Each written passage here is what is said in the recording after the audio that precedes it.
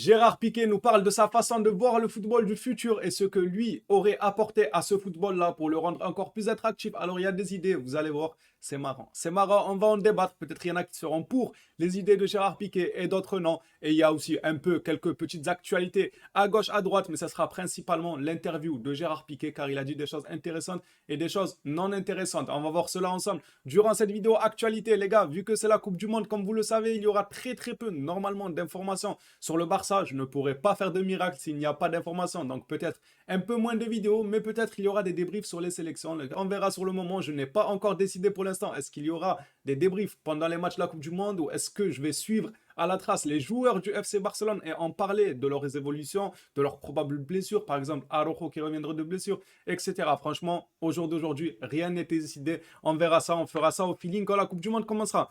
Alors on va commencer par Gérard Piqué qui nous fait un classement des championnats. Piqué nous dit dans les années 90, la Serie A dominait. C'est vrai qu'il y avait énormément de légendes dans les années 90 en Serie A.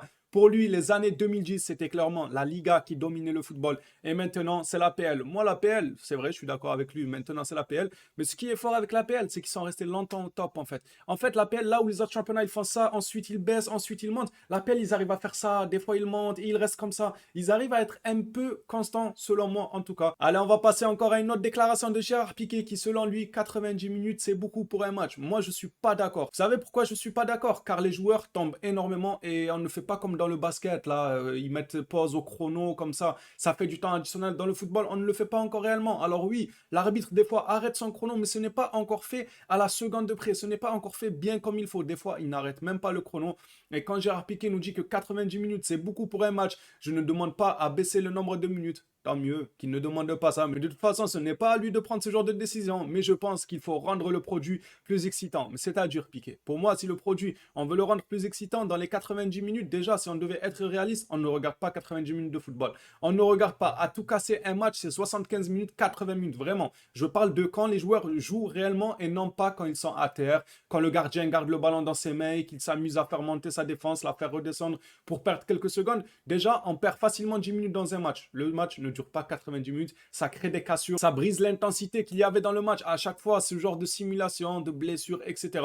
Donc il faudrait peut-être réduire ça et les redonner en temps additionnel en fin de match ou bien même baisser à 80 minutes les matchs, mais du coup arrêter le chrono quand il faut. Comme ça, les 80 minutes, c'est 80 minutes de pur football et non pas 80 minutes où on verrait que 70 minutes de jeu car Jean-Charles est blessé, lui simule. Le gardien qui perd 2-3 minutes au total à la fin du match en gardant le ballon à chaque fois 20 secondes, 30 secondes dans ses mains. Ce genre de petites minutes qui pourraient être économisées et le football pourrait devenir plus excitant comme Gérard Piqué le veut apparemment. Allez, on passe maintenant à Gérard Piqué qui est revenu sur l'arbitrage. Vous savez, apparemment il a même insulté, je ne dirais pas les insultes qu'il a dit envers l'arbitre, mais c'est ce qui lui aurait coûté un rouge. Durant cette interview, il est revenu sur ça, il a dit que ce n'était pas à cause de l'insulte. Apparemment, il n'avait pas insulté l'arbitre devant lui en tout cas, et que l'arbitre lui a juste mis carton rouge parce que Gérard Piqué aurait contesté la décision arbitrale. Allez, on lit ça ensemble. L'arbitre nous a porté préjudice, tout le monde le sait. Il n'y avait même pas corner avant le but, même le but était pas valable. Robert ne méritait ni le premier jaune, ça n'avait pas de sens. Bon, pour moi, pour Robert, je vous ai déjà expliqué les gars, il n'est pas défendable. Il n'est pas défendable, j'ai même pas envie d'aller dire oui, il méritait pas le jaune là-bas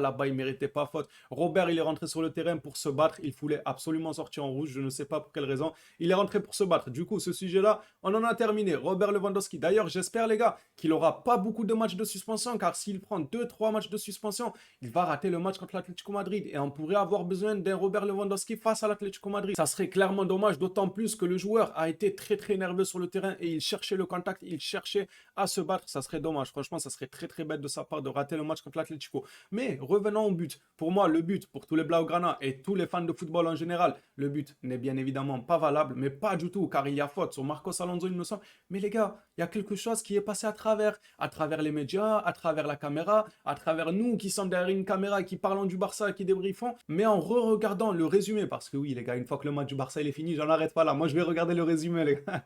Le lendemain, quand je me lève, beIN Sport, résumé du match, je re-regarde encore une fois les buts. C'est comme ça. Mais en re-regardant le résumé, les gars, on a clairement l'impression qu'il n'y avait même pas corner en fait. Ok, on peut dire oui, il y avait faute, il n'y a pas but, il y avait faute. Mais si on recule avant même que le corner soit tiré, il n'y avait pas corner. Je vous promets, allez voir le résumé sur Beansport, vous allez voir déjà pourquoi il ne s'attarde pas sur la ralenti. À un moment, le joueur d'Osasuna tire et soi-disant c'est contré par un joueur du Barça. On ne fait pas passer 3-4 ralentis. D'habitude, quand c'est comme ça et qu'on a un doute sur est-ce que c'est touché ou pas, le réalisateur, toujours, il nous montre quelques plans différents pour voir quand le joueur dévie le ballon. Et on est passé à autre chose. Hop, le corner est tiré. Ah, est-ce qu'il y a faute? Est-ce qu'il n'y a pas faute? Mais est-ce qu'il y a corner? C'est ça la question. Et Gérard Piqué, lui, dans sa interview, affirme, tout le monde le sait, il n'y avait même pas corner avant le but. Donc, lui aussi a bien vu que le ballon n'a pas été dévié. Moi, j'ai l'impression, les gars, en tout cas, en regardant le résumé, que le ballon n'a pas été touché. Qu'il n'y avait même pas corner de base sur le but d'Osasuna. C'est fou quand même. On leur accorde un corner qui n'était même pas un corner. En plus de ça, ce corner mène à un but. Et ce but-là, il y a une faute juste avant qui n'est pas sifflé. Donc, c'est clairement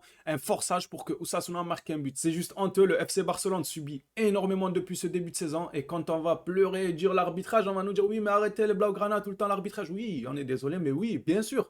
Bien sûr, quand c'est à cette hauteur-là, bien sûr. Tu me dis encore sur un match, deux matchs, oui, on va pas pleurer sur l'arbitrage. L'équipe n'avait qu'à bien se gérer. On ne va pas attendre derrière un coup franc ou un penalty pour gagner notre match. Mais quand ça fait plusieurs matchs d'affilée, il ne faut pas abuser. Il ne faut pas abuser. C'est tout à fait normal qu'on pleure. Piqué, ah, les gars, ça c'est. Ça, il a proposé ça pour le football, en tout cas selon lui, comment il verrait le football du futur.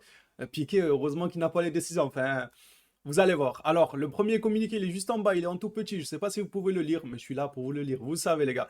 Imaginons, dans la prolongation, c'est tous les 3 minutes, tu retires un joueur de chaque équipe jusqu'à ce qu'il y ait un but en or. Vous n'avez pas très bien compris?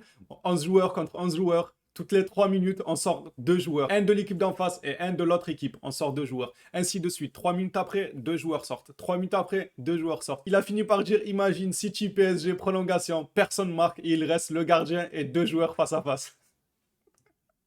Il est fou, Gérard Piqué. Non, il est fou. Heureusement qu'il a pris sa retraite, lui, les gars. Voilà, il y a des sentiments, retraite, pas retraite. On a bien aimé les gens du club, tout ça. Mais c'est quoi ces idées, les gars? Franchement, son idée, elle est drôle. C'est tout. C'est drôle. Mais ça serait chiant. Ça tournerait en rond, les gars. Vous imaginez? Non, franchement, venez en débat dans les commentaires sur ça. Est-ce que ça vous plairait ce que Piqué est en train de nous proposer? Est-ce que ça vous plairait de voir dans le football de demain, dans le football du futur, cette règle-là qui fait que toutes les 3 minutes, il y a un joueur qui sort de chaque équipe, ainsi de suite, jusqu'à ce qu'il y ait but en or. Et ça pourrait même finir en 1 contre 1, 2 joueurs qui se regardent et leur gardien derrière. Bon, ça serait marrant. Moi, je vous jure, ça serait marrant. Je demande même à voir ça. Une petite compétition comme ça, juste pour voir le délire, un peu s'amuser et tout. Mais sur la longue, ça va rendre fou. Sur la longue, ça sera pas forcément à l'équipe qui a le plus de mérite. Ce sera à l'équipe, par exemple, qui a le plus d'individualité. Mais sinon, sportivement parlant, je ne pense pas que ce soit une bonne idée. Dites-moi dans les commentaires, est-ce que vous partagez l'avis de Piqué ou pas du tout? Allez, passons à la suite maintenant. Piqué, on comprend pourquoi il a été si nul contre l'Inter et pourquoi il est si nul ces dernières saisons.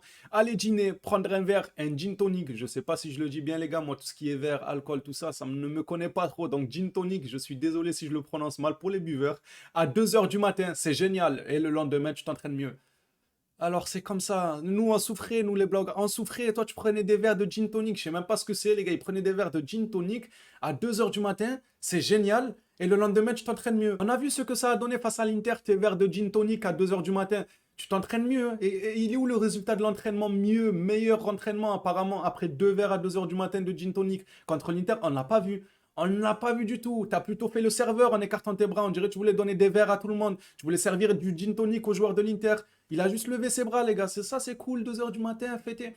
C'est pour ça, peut-être que le joueur est l'ombre de lui-même depuis maintenant plusieurs saisons, les gars. C'est l'ombre de lui-même. Peut-être que son hygiène de vie n'était pas top. C'est dommage. C'est vraiment dommage quand tu es un joueur du FC Barcelone. C'est vraiment dommage d'avoir ce genre de comportement. Maintenant qu'il est à la retraite, il peut prendre autant de verres de gin tonic qu'il veut. Ça nous regarde pas, les gars. Les gars, limite.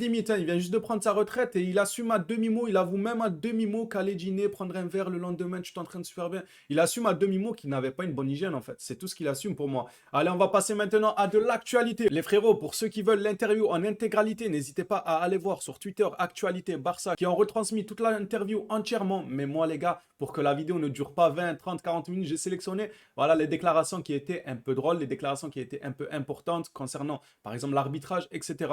J'ai décidé de passer à côté de toutes les autres déclarations qui n'étaient pas forcément des informations nécessaires, qui nécessitaient une vidéo de 50 minutes, 1 heure. Il y avait des choses pas trop intéressantes, je pense que ça ne vous aurait pas intéressé. Mais voilà, pour les plus déterminés qui veulent quand même voir ce que que Gérard Piqué a dit, même si c'était des conneries, eh ben, allez-y voir les frérots Actualité Barça qui font un très bon travail d'ailleurs, encore une fois. Merci à eux. Concernant l'actualité, ce n'est pas du nouveau. Selon Sport, le Barça est proche de prolonger Baldé jusqu'en 2027. J'ai envie de dire, prolongeons-le jusqu'en 2047, même s'il faut. Le petit, on le voulait tous en défenseur gauche, en milité pour qu'il ait beaucoup de temps de jeu en défenseur gauche, car c'est l'avenir du Barça. Maintenant, il est titulaire en défenseur droit et il est meilleur que des défenseurs droits. Il est meilleur que les défenseurs droits du Barça ainsi que les défenseurs gauche du Barça. C'est ça qui est fou. Le petit à gauche, il était fort, on l'a mis à droite, il est encore plus fort. Franchement, les gars, il mériterait même d'être prolongé jusqu'en 2047. Ça ne serait même pas un souci. On le prend Baldé, on le garde. J'ai hâte que la prolongation soit officiellement annoncée. Voici pour le moment la liste des joueurs sélectionnés en Coupe du Monde avec leur équipe nationale respective. On a du Koundé, Dembélé, Abdé, Lewandowski, Rafinha, Christensen et Ter Stegen. Voilà, c'était une information assez sympathique. Il y en aura peut-être d'autres car il n'y a pas toutes les équipes qui ont partagé encore leur liste. Donc peut-être il y aura encore quelques joueurs sélectionnés. On finit maintenant sur cette information officielle. Moukoko, 17 ans, est convoqué avec l'Allemagne pour la Coupe du Monde 2022. Alors vous allez me dire, pourquoi tu nous partages ça, Kava? Moukoko c'est le Dortmund, Moukoko c'est l'Allemagne.